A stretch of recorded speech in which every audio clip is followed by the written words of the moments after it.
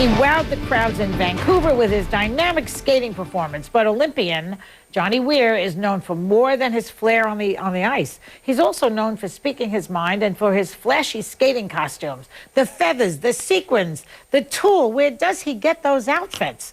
Did Cher have a garage sale?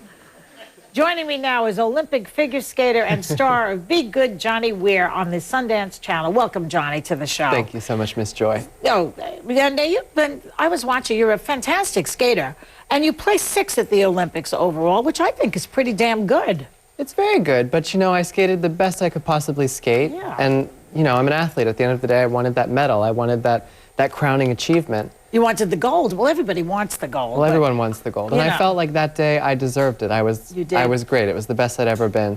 But figure skating, it's a judged sport, a political sport, and there was already one American assured a medal spot, and maybe they were saving room so that 2 Americans couldn't be on the medal stand. Well, that could be. Maybe the choices are political at times, you know. Absolutely. But you've had a lot of controversies with the whole Olympic Committee. I mean, they're a little nasty. These 2 Canadian... Just very staid, I like to say.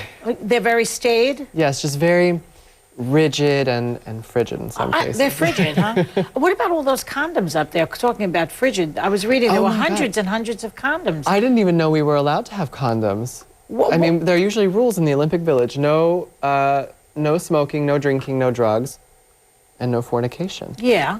So I was very shocked that they were giving us condoms. But I mean, did you know people who were using them? No.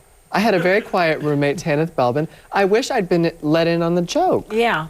I don't think it was a joke. I think the joke was, the joke was they were doing it and you're not. Well, thank God no one got pregnant. Yeah, that's true. That's true. Not yet, anyway. But the 2 Canadian commentators said that your mannerisms, listen to that, might hurt other men competing in skating, saying that you should get a gender test. That's nasty. It's very nasty. I mean, you know. You know, like, I'm a figure skater. I'm an athlete. I was at the Olympics representing the United States, myself, and just showing everyone what I can do. And, you know, 7 days after I actually finished the competition is when these comments surfaced. And I had to hold a press conference talking about my opinion about things. And you know, I'm totally an advocate of freedom of speech and freedom of expression. So I'm not hurt that the commentators said it. I just wish they would think before they actually said it. There are so many kids like me coming after me whose parents might repress them just because they saw what these guys said about me, that their kids are going to turn out to be like me. Yeah. And I think me is pretty fabulous. You are fabulous, and I love your Snooki hairdo also. Thank you. It's Marie Antoinette, but Marie Antoinette, not Snooki? No. Oh, okay. So Snooki must have stolen it from Marie Antoinette also, then, I think so, but you know what? I don't even know that much about Snooki. Is she cool? That's okay. Don't worry about it. All right, I don't need to know. Now, there were also some comments about you being, quote-unquote, too gay for figure skating. Now, how do you respond to that? It's figure skating. It's figure skating. Hello? Hello. No, I mean, everyone's different. Sledding. I mean, they never talk about Bob may disagree. I'm sorry. Go ahead. But I mean, they never talk about somebody being too butch for figure skating. No, they never say that. Well, I think too butch might be able to be too hard on the ice or something. I don't know. You need a sort of a delicate person to skate. A lot of cases, the girls are more butch than the men. Well, yeah, that happens a lot everywhere. I mean, feathers, rhinestones, you know, velvet, glitter. It's not exactly the image, especially for Americans, of a macho sport. But what I do, I challenge any football player, any hockey player, any soccer player to do what I do for one day and not cry. They wouldn't be able to do it, huh? No. Those big gorillas on the ice? I don't think so. No, they would cry. But, you know, we had Isaac Mizrahi on the show last night. Oh, gorgeous. And we spoke about you. He loves you. He thinks you're fabulous. But we talked about the comments made about you being too gay. Look at this. When they're talking about the wardrobe, I consider it a compliment they say he looks too gay, unless they're talking about, like, over the top. I don't know. Right. Well, I mean, by the way, there are gay women, dressing. too. You always dress beautifully. What's that? What was that shot? That was... There was somebody... Is that Johnny Weir in Johnny, like tiny little him. panties? I never saw that. I didn't see that. That is a little too gay. Okay, so he said you were too gay, a little too gay. And Elton John, by the way, says that he thinks Jesus was gay. So you're in very good company. I suppose so. I think Jesus was a woman. You do? Okay, well, that could make news. It's possible. Let's move on. Forget about it. Let's move on.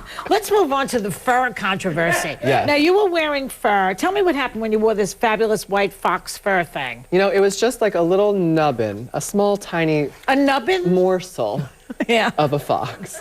And, you know, it's there in the picture.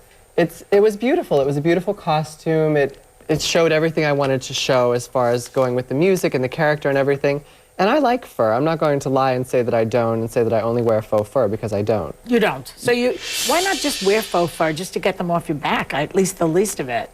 Getting them off my back isn't necessarily the most important thing to do in my life. I mean, I love my life. I love the things that I love, and that's the way it's going to be. I'm not going to change for anybody. Of course, I understand all sides of the arguments, or I try to. But just because someone feels one way doesn't mean that I'm going to change how I feel. Okay, well, good for you. Don't go anywhere, because we'll be back in a minute with Johnny Weir. Feel aggressive. Feel like you're aggressive, man. Going to NHK Trophy, I'm more trained than I've ever been. More power. Johnny.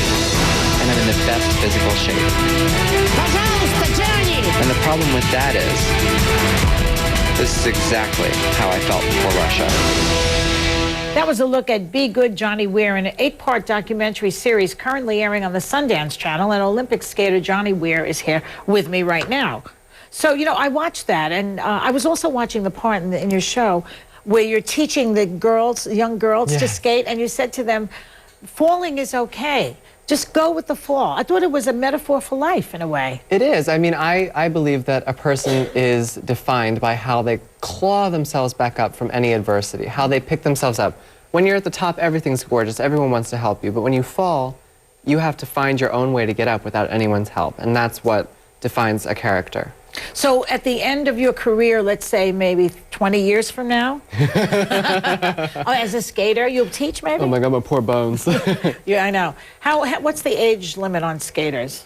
25 is kind of old. I'm 25 now. That's the old, really? It's pretty old. I mean, my skating life has been short. I didn't start until I was 12. So mine's been a lot shorter than most people, but still, once your body hits a certain age, things get harder and harder every morning. I may look 25 on the outside, but it's 85 on the inside.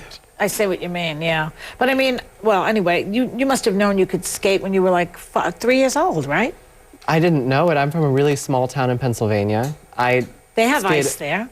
Sometimes. The first time I skated was on a cornfield behind my house. Oh, really? Yeah, and from then I taught myself to do things by watching TV. I love the Russian coach that you have. She's strict. Very strict. You seem a little scared of her. Is that good?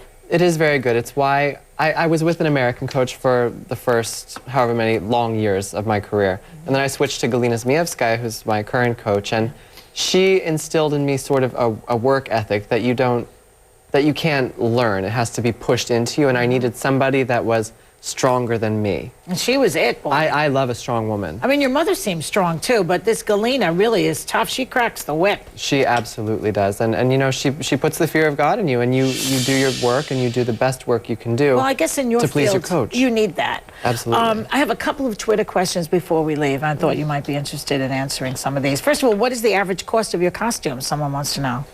The costumes, it's pretty outrageous. I mean, when you're dealing with all Swarovski rhinestones, the best fabrics and things, it looks silly sometimes to people on television, but it's very expensive. I mean...